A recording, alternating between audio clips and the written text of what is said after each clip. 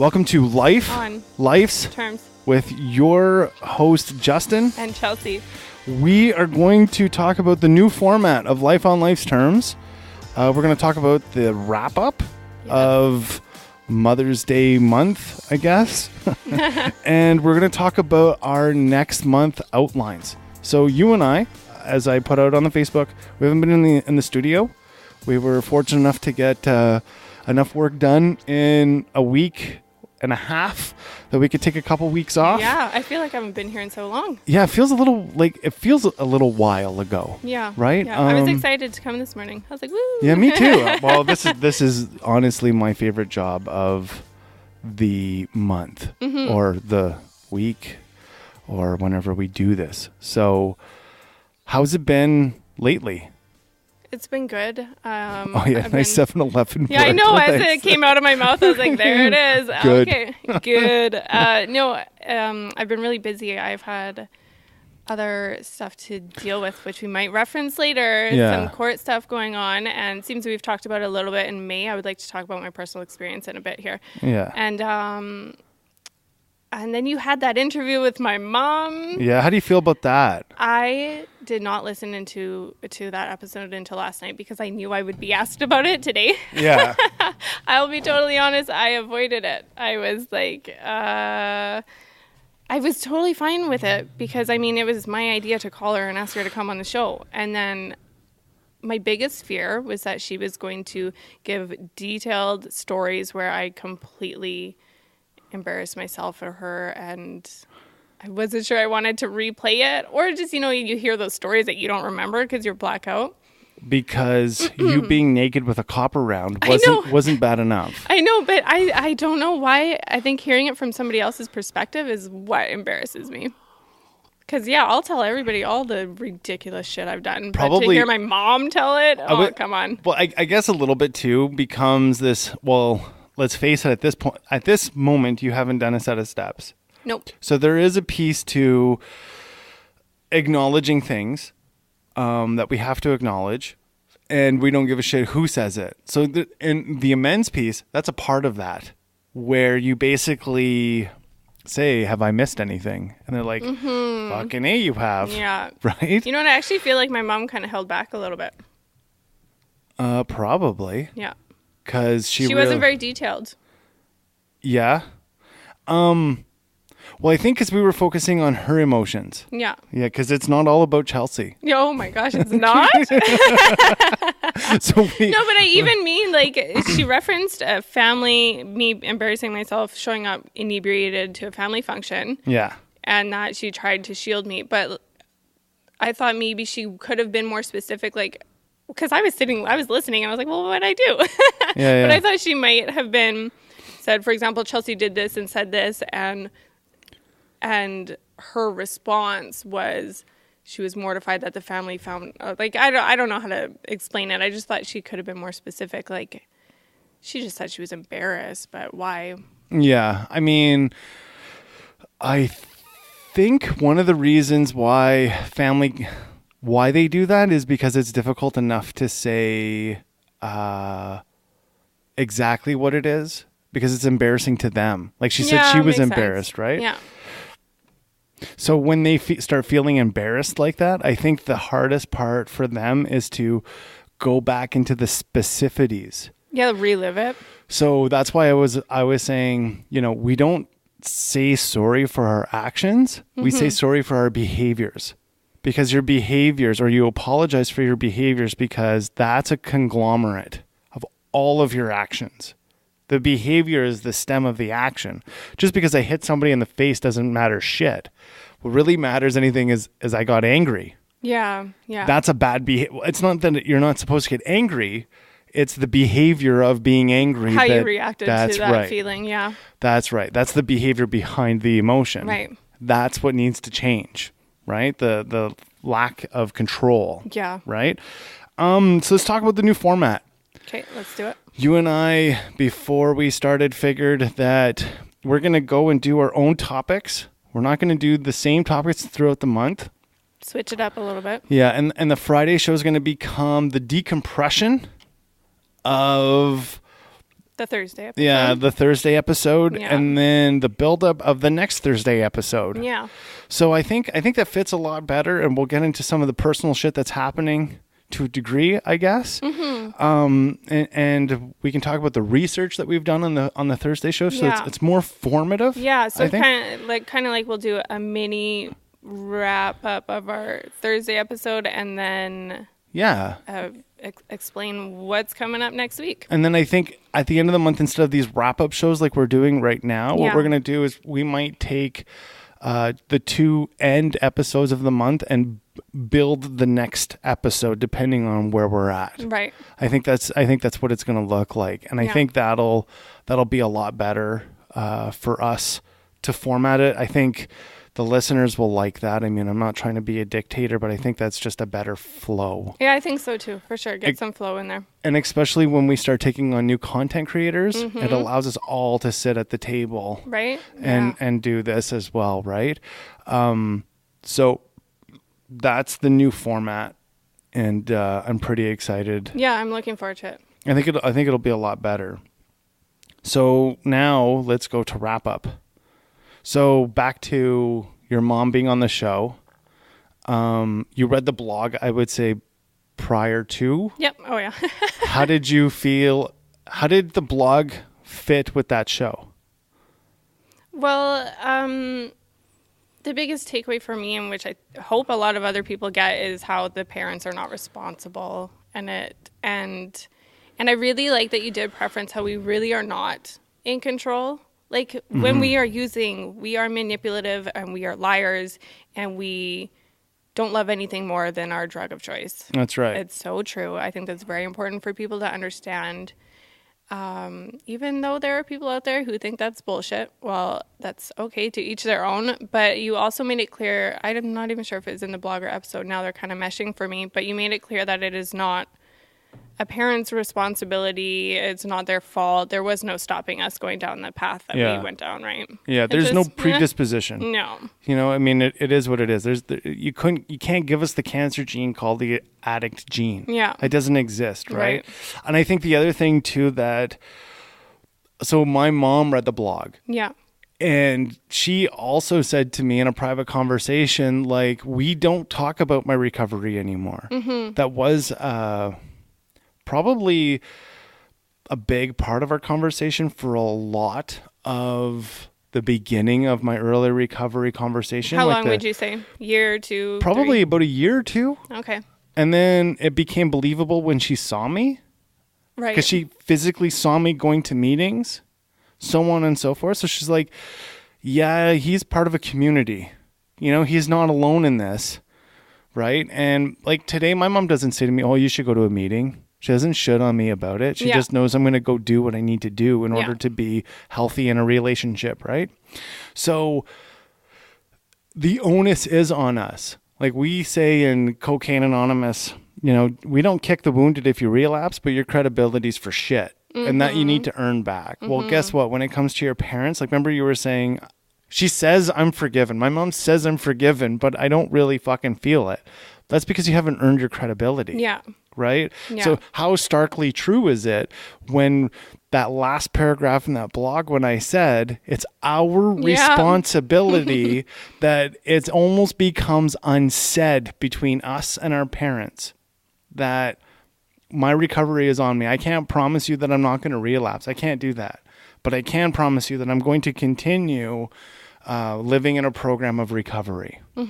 Yeah. Right? So, and that's what we call living amends, really, right? So I can't tell my mom, I'm doing what I'm doing. No, man, you go and do what you need to do because this is what you're supposed to do. It's like this. You were saying that your sobriety birthday is next week. Congratulations. You know, 2 years. I'm very proud of you for those 2 years. You know, it's definitely a milestone. Yeah. But when we go into meetings, birthdays are not for the parents. See, our parents get the fruits of us going to meetings and doing our work. Yes. Right? Yeah. They're not meant That's to be what really there. counts. The people in that room are your war heroes with you going to battle against your addiction every fucking day. So those people get to celebrate with you. Your parents, your wife, your son, your husband, your daughter, your cousin, whoever the hell it is. They don't need to be a part of that because they gain the fruits of the labors of what you're doing in that room. Yeah. It's nice to have them there. I love that. Right? It's nice to have them there, but it's like George Costanza said, worlds are colliding. Yeah. You know, it's okay if your parents aren't there. I mean, my mom's never been to one of my birthdays. I just give her the medallion. She gets the medallion. I keep the keychain, and that's it. You know, like, and here in the Edmonton area, Cocaine Anonymous has like colors on their key tags. So I've been a black belt now for like, I'm a 6-degree black belt in sobriety. They say coming up, that's awesome. like God willing, right? Yeah. So and that's when you're a 2nd-degree black belt in context of CA, right? So I think that needs to be really. I mean, I don't give a shit if your parents are in a meeting with you. But what I'm getting at is you need to recognize that they're already getting all the benefit of you going to meetings in an unspoken way, right? And that's, you know, when you hear parents, and I hear this all the time working in addiction, like, are they going to relapse again? Well, you know, God willing they don't, but the likelihood, I don't know. Like, you don't know. No. And the trepidatiousness from parents who are looking at their kids in that view have to recognize that just for today they did the right thing. Yes, exactly. And days will build up that trust. Yeah. Right? A good decision doesn't happen once. It happens a ton, like again and again and again and again and again till it becomes a good behavior. Absolutely. So like we have to accept that. And that was the one thing that I found with your mom when she was sitting here talking. I was like, okay, so let's talk about a relapse prevention. And what I found really strange was that she considered detox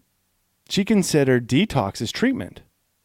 Yeah. Hey, I caught that. I was really confused. I think she just misused the word because I spoke to her about it after. Because when I was listening, I was so confused why you guys were discussing my relapse after treatment. I was sitting there listening and I'm all like defensive. Like, I didn't relapse since I went to treatment. Yeah. And then I realized that their detox and treatment were confused. I think it was corrected near the end of the podcast. Yeah. But yeah, what had happened is I went to detox and I was sober for 8 months, but miserable. I didn't do a single thing I should have done. In my head, I knew a relapse was around the corner. You know how many times I went to a liquor store, turned around, and went back home in that time? Yeah, crying, right? So like I knew it was inevitable.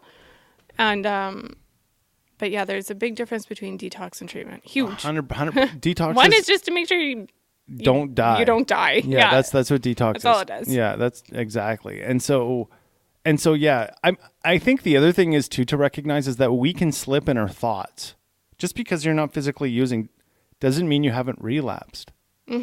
Right? Yeah. If your addictive behaviors pop up, you've had a mental slip. Yes. And this is the recognition that you need to go to a meeting, right? You need to go do the next right thing. And the worst thing to do is keep that shit a secret. Yeah. Because if you keep that shit a secret, we say this in the rooms all the time, secrets are the things that keep you sick. Yes. You're only absolutely. as sick as your secrets. So even in the context of the podcast, why is it that we have to be so transparent and honest with all these listeners? The fact is that they're going to find it out anyways. Oh God, who the hell would want to have to explain a lie? and then the other thing is if you're forthcoming about everything, by being forthcoming about your that past, right? I mean, people are more forgiving than we give them credit for. And so it's better just to come off and say, you know what, this is who I was, this is who I am today. Accept me for what I am. This is what it is, right? Oh yeah. So I think right now that's the top trending episode out of the month. That's good. Your mom's show. My mom is probably going to come in this fall. Okay. And do it. I'm hoping that it will be either for November or Sober October. Okay. And I think the flavor we're going to get from that will be a little bit different is just the length of time that we're going to see. Yeah. And we're going to see maybe a bit of a different bottom. Like my bottom was prison, so on and so forth, right? So I think the parallels will be the emotional bankruptcy that you and I felt through the lens of a parent. Yeah. And if you as a parent are recognizing those emotional bottoms that your child is going through when they're in active addiction, the reality is they're close to their bottom. This is when you need to hold strong and wait for the call from treatment when they're in there. Yeah. Don't go running. Yeah. They're at the bottom. As incredibly hard as that may be, just don't go running. Yeah. Yeah. I mean, you can love your children to death. And that's a reality. Like to death. Absolutely. And that's not just a saying. That's not like a fucking euphemism. No, I mean, that's a reality. I've seen it. Right? Wrap up of parenting. Your personal thoughts after everything that we went through. Well, geez, did you read my blog about school and preparing? Oh my gosh. Well, I pretty much summed it all up in that blog. Like, that I do have legitimate fears. Like, of course, I was being a little funny in my blog. Like, I'm going to be that crazy parent who is standing outside the teacher's door every day. Like, so what went on today? What the fuck's going on now? Let me see what's happening tomorrow. Did you guys put a fucking chip in my kid's head? Yeah. I actually went back and listened to the tech child thing. Yeah. That scared the shit out of me. I was like, I thank God I don't have fucking kids today. Yeah. Like, I thank God I don't have them, man, because it is pretty nuts. Yeah. And it's nuts to think that our kids are just going to be fucking cyborgs. Yeah, there's right now I almost have that mentality that there's only a few things I can kind of prepare for. And I don't want to think too far in the future and be like, what if, and how am I going to do this? Yeah. There's no point, right? You got to roll with the punches, right? Absolutely. Have you defined more of your screen time issues with your daughter now? Yes, actually, her father and I sat down one day. I believe it was after we recorded one of our episodes, and I was like, okay, listen, so I am bothered by how addicted she seems to be with just seeing my cell phone, la, la, la. Long story short, we discussed it, and he was 100% on board. Neither of us have our cell phones even in sight, like out of sight, out of mind type thing. We do not use our phones in front of her unless it is a work-related phone call or an emergency, of course. And same thing as when it comes to in the future, like we have agreed that we don't want to be using cell phones or iPads or tablets as a fix, an easy fix, so to speak, for if we need her occupied. We have both agreed that we want more outside time, rather indoor time, no TV unless it's music playing. We really talked about it, and we are both, even then, like, we're out in public, like grocery shopping or something, whatever it was, and just watching other children in their strollers or shopping carts playing on an iPad or a phone. And I'm like, see, that's what I'm talking about. I don't want to do that. And I'm not saying that any parents who are doing that, you're in the wrong. I'm just saying for you, that doesn't work for me. And luckily her father is on the same page. So that's refreshing. It's kind of cool that you guys had that conversation. Yeah. Because it's important now. Yeah. And when, like, truth be told, Mark Zuckerberg or any of these people who are part of part of Facebook do not allow their children screen time. Yeah. I just don't believe it's necessary. In school, it's going to be necessary, so I don't feel like it needs to be. 100%. And I think one of the things that our children are seriously missing is imagination. Yes. Like remember we used to play pretend. All the time, right? I don't think kids actually do that now. It's very hard for them to. They play with each other on their screen times. Yeah. Right? Yeah. Or they play tag, I guess. Like my partner has young nieces. Okay. So I watch them interact with each other and they'll chase each other, so on and so forth. But probably pretending to be characters from a video game. Pretty much. Actually, so truth be told, this is even more fucked up. Well, not fucked up, but so the one named the other one. Yeah. I can't say her name, obviously, for matters of anonymity. Right. Right. But she named her sister after a character on Sonic. Really? Yeah. Like Sonic the Hedgehog. Yeah, Sonic the Hedgehog, yeah. She named her after that. Oh my goodness. What? So could you mention that story when that kid is older? Like, did you know that you were named after? Yeah. What? Like, you're named after a video game. Yeah. I mean, it's a common name, but still. But the reasoning behind it Yeah, was the video like, game. what the fuck, right? So, and then my partner, we were just chatting, and we were talking about the dark web. She's like, "There's so much mystique about it," and I said, "Oh yeah, but really, all the dark web is an encryption internet. It's really all it is. You can't chase somebody's IP address. Okay. That's what it is. So like places like Saudi Arabia, China, Yeah. it's huge. You have to use the dark web because they're looking. I mean, they're looking at us right now. Let's face it. But the dark web gives you that anonymity for your, what we'd say, like internet identification. Okay. Right? It doesn't have an identification. So she says to me, she goes, so when I picture the dark net, it's just black. I was like, oh yeah, you want to draw me a picture? She's like, yeah, I would love to draw you a picture of the dark web. I'm like, you're fucked. like, how would you even draw that? Just like get black construction paper and be like, here it in is. white, the dark web. Yeah. Here you go. It's just like, I think like nefarious people hang out there. And I'm like, no more than people chatting with little girls in fucking pedo gates. Yeah. You know what I mean? So there's no. I see where she's coming from. Though. Yeah, like we have to accept that media has put this idea of what dark web is upon us. Mm-hmm. We're so contrived to the idea that we have an independent thought, but the reality is you and I, generations for sure, are dictated to by media. Yes. And we don't even realize how subliminal that messaging really is to you and I. Like it's there instantly where it's like dark web, fucking bad. Yeah. Yeah, we, contempt prior to investigation. Yeah. Right? Did you recognize too throughout the month how much investigation it's going to take for your child's education and the development of child? Like how much mothering has changed from now to then? Well, yeah, like I didn't think, especially at her age, that I really had to do a whole lot except just pick a school in the neighborhood. See ya. Yeah. And that, Have a good day. My mom was the same thing. Like this was very provocative this whole month in the conversations between my mother and I. My mom was like, she was young when she had me, and she's like, all I knew is that loving you was throwing a pair of Levi's jeans and Chucks on you with a white t-shirt to look like the boss was fucking cool, and that's how I loved you. Yeah. Like that was it. So, and she's like, I didn't recognize how much thought went into nutrition, how much thought went into like you not becoming obese, how much thought went into you watching TV, how much, Yeah. right?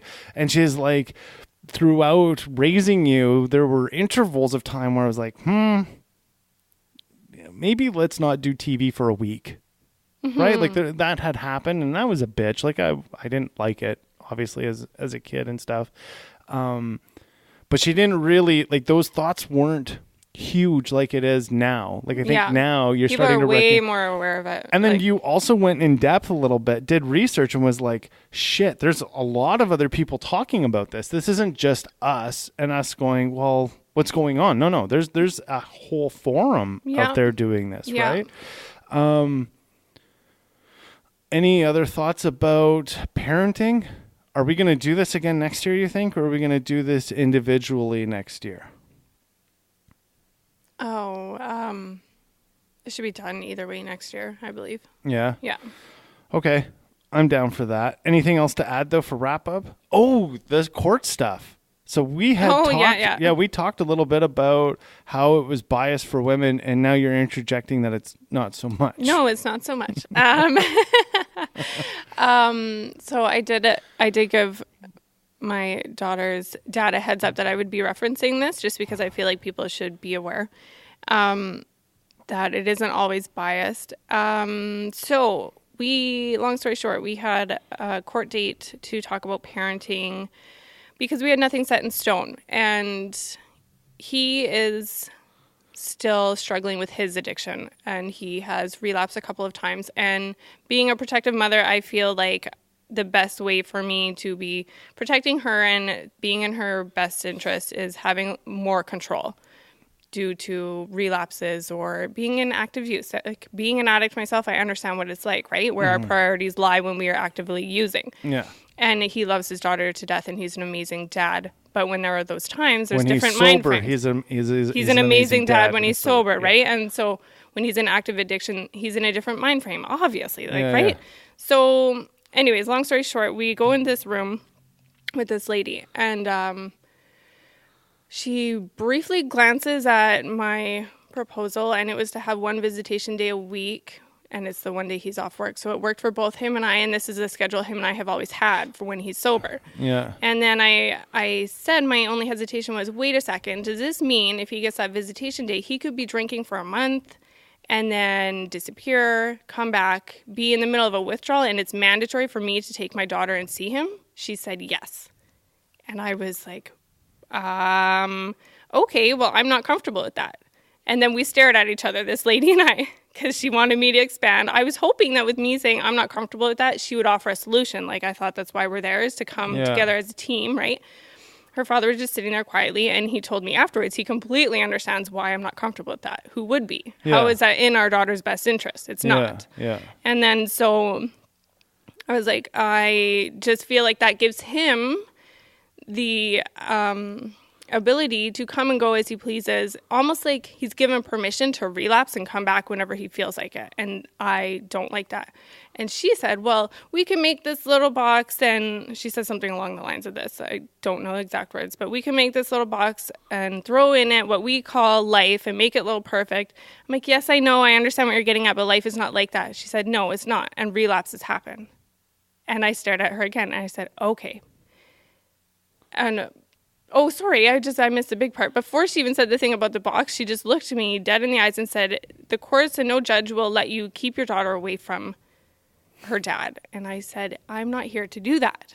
And then I talked about how I was uncomfortable with the coming and going, and she referenced the perfect little life in a box. And I was kind of taken aback at this point because, again, I was wanting to work out a solution among us, right? And I said, okay, listen, him and I are civil. When he is sober, everything is fine. When he relapses, I just distance myself. Like, everything is good. We both want the same thing for our daughter. We want him to see her at least once a week. Mm-hmm. But the only thing is, I want a healthy him seeing her. Mm-hmm. And then she said, okay, well, if that's what you want, then we can do as agreed upon. Yeah. And I was like, okay. I'm thinking, why didn't you just say that in the first place? And then she said, I see here that you want to be able to apply for a passport without him being present. And that is, the reasoning behind that is simply because last time I wanted to go get a passport for her, he was gone. He was MIA in the middle of a relapse, which means I was unable to do it because he currently, at that time, had to be there. And then so she looks at him and starts discussing him. Do you think she's going to take your daughter and flee the country? Because right now you are giving her all the rights to decision making. And he laughed and said, she's not going to take my daughter and flee the country. I believe that every decision that Chelsey is making, the reason why I am agreeing to all of this is because I believe that Chelsey will do what is in the best interest of our daughter. Mm-hmm. And not only that, but like him and I have discussed, she didn't even care about the details of what has gone on in the last year. He is aware that he has made mistakes. Mm-hmm. And he is aware that he has to earn my trust back. So him and I are on the same page. Mm-hmm. And I can't help but be skeptical, right? Like after multiple relapses, right? In just 1 year's time. So a couple thoughts. Yeah. I think I actually like that this was more unbiased. Mm-hmm. But I will say this is that when Child Protective Services is involved, it's very one-biased. Mm-hmm. And it's more so on the women's side. The other fact is if you had passed this lady and went on to the next piece, you would have had a lawyer and you would have got more than what you wanted. Mm-hmm. I believe that her mitigation or her unbiasedness, so to say, or her mediation, so to say, was probably where it was because she sees a lot of this stuff coming in. Yes. Right? Yeah. So the stuff that she's interjecting is a clear She's probably monocle. seen it before. Well, it's a clear monocle of oh Christ, I don't want to do this, but I'm going to do it, I guess. Maybe some ethnic people taking their children to other countries where it's very difficult to get their child out of there. Okay. Yeah. Right? So I know personally of a story of that nature. Okay. Okay. And so I think that's one of the reasons for the passport thing. Yeah. Yeah. Which, she's trying to do her job by representing both of you equally, well, which is a tough job. Multiple times, probably 3 or 4, she would turn to him directly and be like, are you sure you're okay with that? Are you sure you want to do this? Are you sure you trust her not to be irrational and never let you see your daughter? And then you realize you can come back and bring her to court. And I was just sitting there almost felt attacked. I was like, oh my goodness, but this is not my intention whatsoever. But my question would be, what would be the story if he had new paperwork in front of him saying that he just had a mental breakdown? Because if you listen to the last, and I know it's hard for people to listen to, but if you listen to the podcast, I Am Divorced, listen to that guy's story. He was a part of his children's life for their entire life. And then over the span of one Christmas, lost all 4 of his kids and had a mental breakdown and then had to fight just to be of parental guidance. Mm-hmm. Because like I said, you guys did not have on the table that he gets to talk about which school she goes to. And likely that was never going to be on the table unless it was one of you who brought it up in that meeting. Mm-hmm. See, this is my point. It's not about how unbiased she was. I think that's great. Yeah. And it's awesome. But when you actually get into a court with a judge, it's a whole new story. Yes, and I 100% believe if we wouldn't have agreed, and I think the reason why it was so easy and simple is because he was very agreeing. He was like, yeah, okay, if she wants to do the decision making, that is fine, because I know that she will still come to me and ask me my opinion. I get the ultimate say. Just in case, God forbid, he disappears or has another relapse, then ultimately I can legally make any health decisions, for example, right? Well, what's in the best interest of your child? But my point is also this. If you had not agreed with her and moved on in the process, I would suggest that it was better on your behalf than it would be on hers, would be on his, even with this overflow person and their report going through. Yeah. Because now a judge her magistrate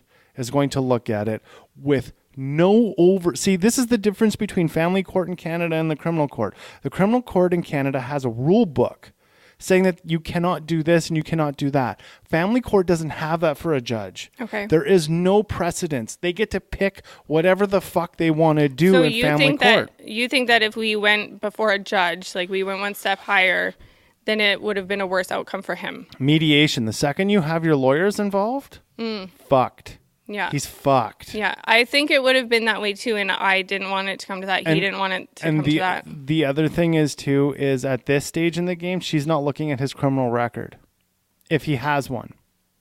She's also not able to see you cannot subpoena or bring in his health record about treatment and all that stuff, right? Mm-hmm. But you can in a court. Yeah. Right? You can also put an injunction upon him saying that he has to go and talk to a psychologist after a relapse. Right. How difficult would that be? You just wasted all your fucking money on booze. You can't pay your rent, and now you have to go see a psychologist in order to get... these are things I could have asked in for, court, for sure you could have. And if we would not have been civil, if it would have been a rough go and we had to go through court, those are probably things I would have requested. And that's, the judge would have asked you, right? And the lawyer that's sitting with you damn well knows it's on your side. And the lawyer would have painted you as a victim. Well, they tried to go to overflow court, but you know what ended up happening was nothing was agreed upon, because she's trying to fight for the safety of her daughter that this mitigator would not allow for. Yeah. Right away, you are a victim. So where's the judge going with that? Yeah. Oh, I would hate that. Right? But that's the only way to... I don't like that. I don't like being called a victim. But you defend a victim. Yeah, you see of course. That? Yeah, of course. His lawyer now has to go on the offensive. When really he's probably the victim. Yeah. See that? Yeah. That's how it flips. Yeah. Right? Because right away that's the argument of the lawyer. Well, she's only trying to defend her daughter, and this mediator won't allow it to happen. Yeah. This is why we're here, Your Honor. Yeah. Okay, so what does she want? Let's see what she wants. Mm-hmm. And then you say this. He has a history. Have my list. Yeah. He has a history of addiction. Blah blah blah blah blah. Becomes a character damnation. Oh yeah, absolutely. Right. It's an assassination of his character. And then next thing you know, the judge says, "Okay, so you don't want her to pick. You don't want her to pick when the dad gets okay. Let's make it so that he has to go see a psychologist." Yeah. After a relapse, he has to get an okay from a psychologist or a psychiatrist that he's of fit mind to see his daughter. Mm-hmm. Oh well, now will he ever see her? To a dad, it's like being buried. Yeah, and you're financially being buried, that's right? Terrible. So that's why I'm saying, really, as harsh as she was, that was setting you up to put you in a defense place for a lawyer. If I went that route. For a lawyer to say, no, she didn't agree to any of this because she's fighting for the right to protect her child. Yeah. Right? So I think it's awesome that she did that. Mm-hmm. But all I'm saying is that tough gate was the setup to go to the next place. Yeah, and I actually did kind of, I respected that she even made sure my daughter's dad was aware that, say I was some spiteful little bitch and I decided haha, I tricked you, and and 2 months go by and he hasn't seen his daughter, he can 100% take me back to court. Yeah. And fight it again. But look at though, he has to take you to court. You know what that costs him? Money. You know what it costs you? Nothing. Yeah. Nothing. Yeah. Well, I think he could have just done what I did and tried to go through. No, mediation. He has a job, right? Yeah. Guess what? He has to find his own fucking lawyer on his own dime. Yeah. Do you think he can afford $500 an hour for a family? Yeah, right. No. Can you? No. I mean, you're not paying, but you're not paying the same thing. Yeah. You're going to get legal aid. Mm-hmm. You're getting legal aid. Yeah. That's a fucking right now thing going to happen. Yeah. Right? So that's the way it is. But either way, luckily it all turned out fine. And I mean, him and I left there and we were silent for a minute. And then I looked at him and I kind of laughed and I was like, I love how the first thing she assumed was I was trying to take her away from you. And he started laughing and he's like, and flee the country. And I'm like, oh my goodness. But then him and I had a conversation. That probably happens all the time. That's all the time. Why. So that's why I'm saying don't be that person. I mean, it's almost a mirror of what she sees. Yeah. Right. Yeah. When she's doing that, she's showing you, well, this is the mirror. Mm-hmm. Right. This is what's going on all the time. This is what she's trying to protect against. Yeah, and I don't know. I think she did her job well. That's excellent. Yeah. So let's talk about next month. All right. We're moving fast. Are we? What's your outline for next month? All right. I'm going to touch on atmospheric sciences, like environmental engineering stuff. So we're going to talk about the impact that pollution is having on our environment. I might touch a little bit on the FPA, the fine particulate materials. We are also going to discuss, because it's that season, storms are brewing, tornadoes are happening. I would like to talk to a storm chaser, see what the life of a storm chaser is like and what is going on. And there are some places, obviously, especially in the States, that are hit worse than Canada. Yeah, it's pretty bad down there. Yeah, they have a whole bunch going on right now. Well, we have flooding happening here, though. Yeah. And of course, we might throw in some conspiracy stuff. Maybe, possibly touch on chemtrails. We'll see if they exist. Are those real? But I foresee in your future with chemtrails a Twitter shitstorm like you have never had ever in your life. I believe it. I do. There are so many people opposed to that whole entire thing, and then so many people who are like, it's so real. I know. I think that's why I'm excited to talk a little bit about it, because people are so passionate about it. And I was just doing my research. I'm not going to say where I stand on it right now. You'll just have to wait. I thank you for not diving into the flat Earth theory. What? The Earth's not flat? Oh my God. I think it's just a huge waste of time to even look at that. Like I said, I come from a background of engineering where it's in the geophysicist realm. Yeah. And so it's impossible that the world is flat. Like I do not think fucking the world is impossible. flat. Like Yeah. that's just it's just preposterous. And Yeah. space is fake. Like, fuck off. Yeah, that doesn't make any sense. That's you're nutty. You Yeah. know, that's nutty. What about you? I look forward to what you're gonna bring. I'm getting a little sciencey. I think your palette is gonna be pretty cool. Yeah. Over the next month. I'm diving into restorative justice. Okay. So we're going to talk about how the jail system is the new form of colonialization in North America. And then we're going to talk about how lacking the programs are in Canada, who has in North America, obviously there's only 3 of us, right? There's Mexico, who just decriminalized all drugs. Okay. People may or may not know that. America, where they're starting to legalize marijuana in certain states, majority of the states. Yeah. Canada, it is legal in Canada. We're going to talk about Canada has a very robust restorative justice system. So like here, the judges don't have the carte blanche to say, for this murder, you only get 3 months. And then this guy gets charged with murder. They say, you're doing a life bit. Okay, you can't do that in Canada. In America, they do that shit all the time. I did not know that. That's why in America they have minimum mandatories. Okay, so judges don't have that authority to pick the sentence. To a degree they do, but not like they used to.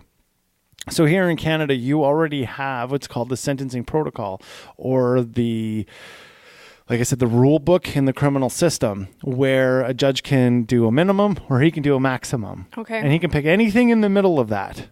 Okay. Now in Canada, we're starting to get minimum mandatories. So like, for instance, possession for the purpose is a minimum mandatory of 3 years, which now drags in, you cannot get early release unless 50% of your sentence is done, which does not fit with any of the models that the federal correction system in Canada can utilize in order to put people back out on the street. It just doesn't fit with their bureaucratic timeline. So the bureaucratic timeline is 1/9 or 1/9 or little less than half.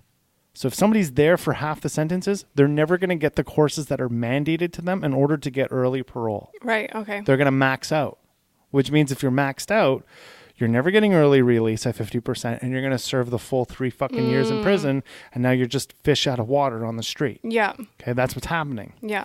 Now, in the provincial system, it's the same thing. They do 2/3. So if you so in the provincial system in Canada, that means you're 2 years less. If you're federal, you're 2 years plus. Okay? 2 years less means you're going to do 2/3. So you have to do like 18 months. Right. Hands down. Okay. And then you're released. And then you're released on probation for a very small amount of time.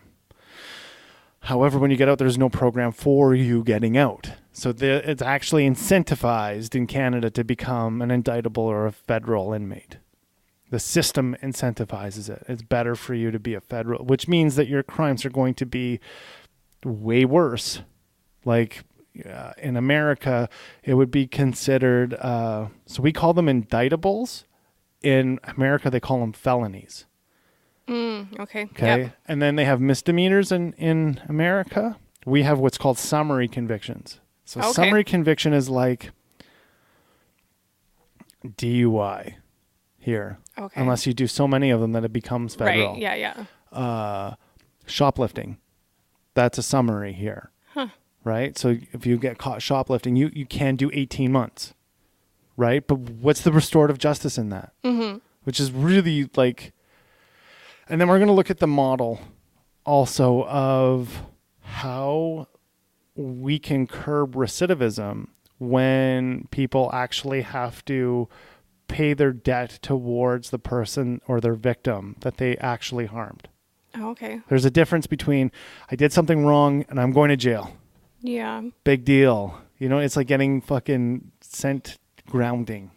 Yeah. Right? Yeah. Go to your room. As opposed to like, I know when I came into recovery to see See, I only thought that in my addiction I was hurting myself. And I might be hurting my mom. You know, I thought that. And then when I realized how deep pimping, drug dealing, and all that bullshit went within community, then I realized how deep the poison goes.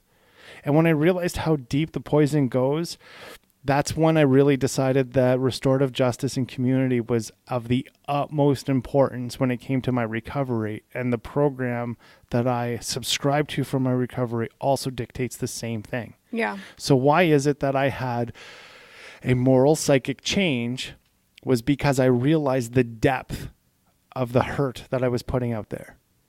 And so I think that that really needs to be framed of why that model of restorative justice is much more important than supposedly punishing somebody in jail. Jail does nothing. It becomes housing for people who are homeless. Exactly. That's really what it does. I agree. Right? It's not, and we then become enablers. Yep. That's all we've become. Yeah. Right? So there's a better way, and this way that we're doing sucks. And Canada really we already have, like I said, a very robust restorative justice system.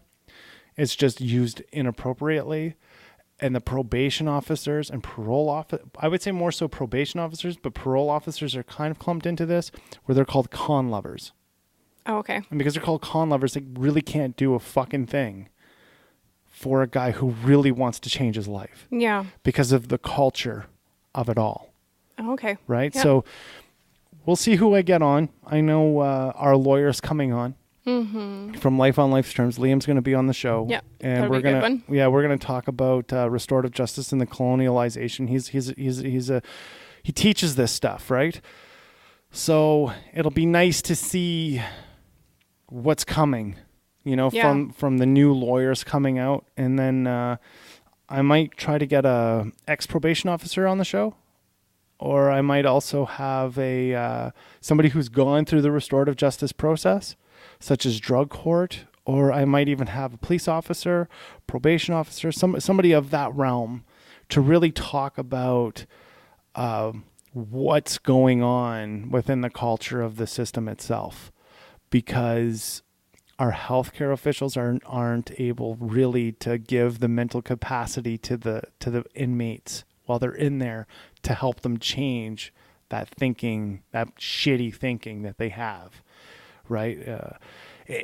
It's a really fucked up system, and it's a perpetuation of recidivism that is cultural, which then entitles us into a place of considering it as colonialization without even recognizing it. And I think this is the perpetuation that we don't see. It doesn't matter what the color is of somebody to call it colonialization. The fact of the matter is we're perpetuating them into this cycle again and again without giving them a way out. And because of that, the reality is we want them to have conformity without it making them or allowing them to accept the conformity on their own volition. Mm-hmm. Right? That's colonialization. Yep. Right? When the English settlers or whoever came here, they whipped everybody, so to say, into thinking their way. Well, what are we doing with jails? We're whipping them mentally into thinking our way. Instead, what we have to do is we have to give them a proposal of why society's way is better. You need to give them the advantages that's necessary in order for them to succeed in your society. Well, and I feel like, and the ability to feel like you're in control of your own thought process, you know, like if you're changing it, it's because you're maybe being taught how to, not told how to think, right? Well, on a basic level, why is it that you accepted recovery? You weren't told that you were going to treatment. You decided to go to treatment. I decided, yeah. See? Yeah, no. See? So when somebody goes to jail, we need to help them make their own decision. To change their mindset. Not enforce them to change their decision. Yeah, nobody likes being forced into shit. So that's kind of the hole I'm going down next month for. I'm really excited about it. For restorative justice. I'll probably be taking notes. It'll be fun. Well, I'm looking forward to your environmental stuff. Yeah. Just because, like, I have somebody in my family who is a civil engineer who's also, so they're a civil engineer, have a master's, and they have like a BA in environmental, and they graduated from Queen's University back in like 98, 99, maybe, okay? So he got 20 years in the field. Yeah. Really what he was is the newfound environmental engineer. Okay. That's what environmental engineers are now. Yeah. They're civil engineers with a huge proportion of environmental standards. That's what they are. And they basically crank the thermostat on the earth back and forth. That's what a lot of them do. They're trying to manipulate the environment of the earth in order to have the best climate ever. Now imagine this. Let me, you want to go down a conspiracy hole? I'll give you a little tidbit of something that I've been reading for a little while now. Environmental war. So instead of going to war with somebody where you're dropping bombs on them, you're going to put them in a drought for 15 years. Yeah. Imagine? Yeah. Or you put them in a monsoon rain for 10 years and you just flood them out. That's just as damaging as dropping bombs. Probably worse. Oh yeah, I'd say. And you're not coming back from that, right? So yeah, there's a little hole to run down. Yeah, with. and like, I mean, I just don't feel like people are quite aware of the impact on all the climate change. And don't worry, I'm not going to be giving weather reports or anything like that. I think it's going to be a fun month. I do. Well, and the other thing too, I think that I've been seeing on YouTube is unconspirator, or what are they called? The Unchained weather reporters. You see these guys? No. So they're basically saying that mainstream media is dictating to the weather announcers not to tell them what's really, like, not to tell the masses what's really happening in the world. Okay. So you have these people on YouTube who fit in the niche of like InfoWars, who are like, I'm going to give you the goods on what's really happening. We're not going into global warming. We're going into an ice age. Okay. So you have that as well.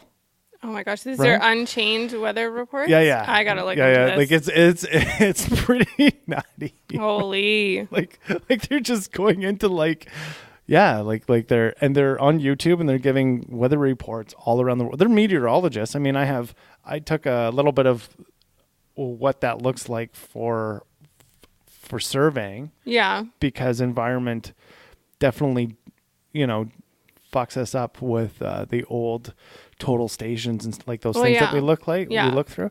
So that sometimes fucks us up. Yeah, for sure. But then you just pull a GPS and that doesn't matter. Yeah. I remember, I kid you not, when I first started in the field, I just was really hungover and I didn't want to work. and the client came up. He's like, how come you guys aren't doing anything? We're just hanging out in the truck and I have my GPS outside. and it was like, because the clouds are out. And he's like, what? So, well, the clouds are out, man. The satellites can't see past the clouds. And he's like, okay. And he's accepted and walked away. And then, I think about a week or two later, another crew came down to where I was. This is in southern Alberta. Another crew came down to where I was and they had their GPS out. And the client came up, like the consultant client came up to the other crew. He's like, you guys going to be able to get anything done with the sun up there? And so the crew chief looked at him. He's like, are you stupid? It's a fucking satellite. It goes through clouds. Yeah. I got in so much shit for that because I lied to the client. I was just so hungover, man. I couldn't. Yeah. I probably shouldn't even been driving, really. And yeah, I remember I was like, and then me and the crew chief were talking. He says to me, he goes, he thinks that you can't survey with fucking clouds. Yeah. And I was like, yeah, because I told him that. Like, that would have been a good fucking day off. What are you, dumb? That's funny. I got caught. Anyways. I want to throw one thing out there. You know how I reached out to Kenny and I was all, hey, I wanted to let you know that you and Justin, I listen to your podcast. You guys do a lot for my recovery. Yada, yada. I had that happen to me. Call him on. And it was somebody all the way from Texas. Oh, that's so cool. Right? And he said he's telling all his friends to check us out, and we've helped him out. So shout out to our Texas listeners. Yeah, it was for really sure. Cool. Huge shout out. Yeah. Do you have his handle? Is he cool, do you think, shouting him out right I don't know. now? I didn't ask. I meant to ask, but I'll ask him first. Yeah, actually, we're huge in Texas. Yeah. I'm not even shitting you. Yeah, Texas and California and Kentucky. Awesome. There's a bunch of meth heads in Kentucky. Fucking love you guys, man. Speed up. I know you're all putting these episodes fast. Yeah. Right? Like they all just go like through 0.5. fast. Yeah, that's why I meant speed up, not like go roll a bat. No. I didn't mean go roll We a mean bat. 1.5 speed on the podcast. Yeah. Of course. All right, brother. So that's it for us. We got set up for next month, and we're gonna rock out, and we might have another blogger coming on. Yeah. So I'm excited about that. Yeah. And maybe that's in the works too. And maybe potentially another Mike, like an actual content creator, which would be pretty fucking cool too. Yeah. And that's like a third show a week, which Yeah. would be awesome. Anyways, we'll keep you all informed. So you can catch us. I feel like I'm on speed. Just, you know what it is? It's that damn Italian coffee. You know? Yeah. What's his face? Matt? Yeah, Matt. Matt and I were talking about the mocha machine from the Italian Center. Yeah. Fuck, that mocha machine has sped up my mornings to a whole new degree. I better check it out. Well, that was the cappuccino we gave you. Yeah, it's really good. Except now I'm like 4 cups in and I feel fucked. Yeah, just like woo. I'm just like I just took some energy drinks, right? Yeah. So you can catch the after the show blog at www.lifeonlifetermspodcast.com. You can also check us out at Minds, currently not right now. Yeah, whatever. We'll get back there. Facebook. What's the Facebook plug again? Life on Life's Terms podcast, all one word. Yes. Instagram, Life on Life's Terms podcast, one word. Your Instagram is Chelsey_Life on Life's Terms. And then Twitter, Life on Life's Terms, and your Twitter is Chelsey Kapler. And then what else? I don't know. Is that it? That might I feel be like it. there's more. No, you just sped through it. That's why. Okay. Anyways, you guys have a beautiful Friday. We'll see you next week. See ya. Bye for now.